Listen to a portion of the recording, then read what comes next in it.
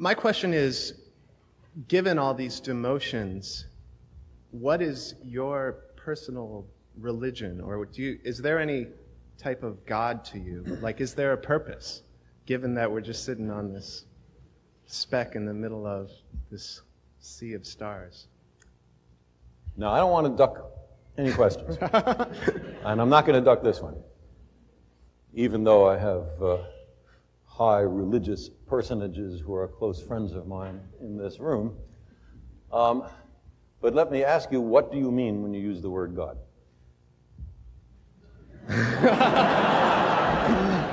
Well, I guess what my question, it's like, is there a purpose for, I mean, given all these demotions, why don't we just blow ourselves up? Why don't we? Yeah, what is our purpose? I mean... Let me turn the question around. If we do blow ourselves up, does that disprove the existence of God? No, I guess not. I mean, it'll be a little late to make the discovery, but still. Yeah. I guess what I'm asking is, since as we kind of make God almost go away in this, as he, through these demotions, and I don't mean he, because who knows what God is, but still saying it makes it sort of icky, doesn't it? Yeah, it's tough. We like it to be a he, don't we? Yeah. We've been trained to think of it as a he. It seems that through the ages, humans have created a mythological framework that has always often involves some kind of higher spiritual powers. And as every human culture has done that.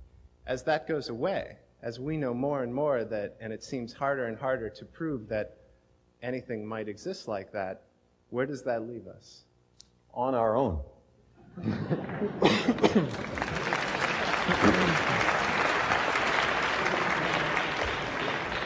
Which, to my mind, is much more responsible than hoping that someone will save us from ourselves so we don't have to make our best efforts to do it ourselves.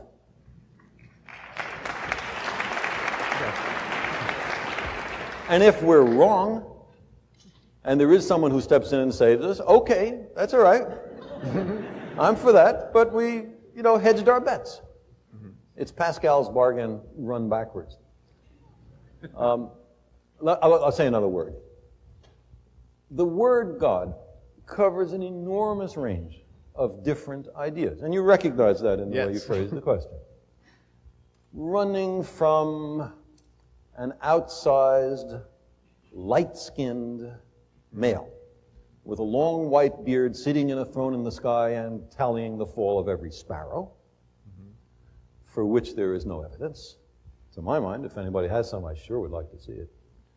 To the kind of God that Einstein or Spinoza talked about, which is very close to the sum total of the laws of the universe. Now, it'd be crazy to deny that there are laws in the universe, and if that's what you want to call God, then of course God exists. And there are all sorts of other nuances. There is, for example, the deist God that many of the founding fathers of this country believed in, although it is a secret whose name may not be spoken in some circles, a roi fainéant, a do-nothing king, the God who creates the universe and then retires, and to whom praying to is sort of pointless. He's not here. He went somewhere else. He had other things to do. Now, that's also a God. So when you say, do you believe in God? If I say yes or if I say no, you have learned absolutely nothing. I guess I'm asking you to define yours if you have one. But why would we use a word so ambiguous that means so many different things? It gives you freedom to define it as you choose. It gives you freedom to seem to agree with someone else with whom you do not agree. It covers over differences. It makes for social lubrication. But it is not an aid to truth, in my view.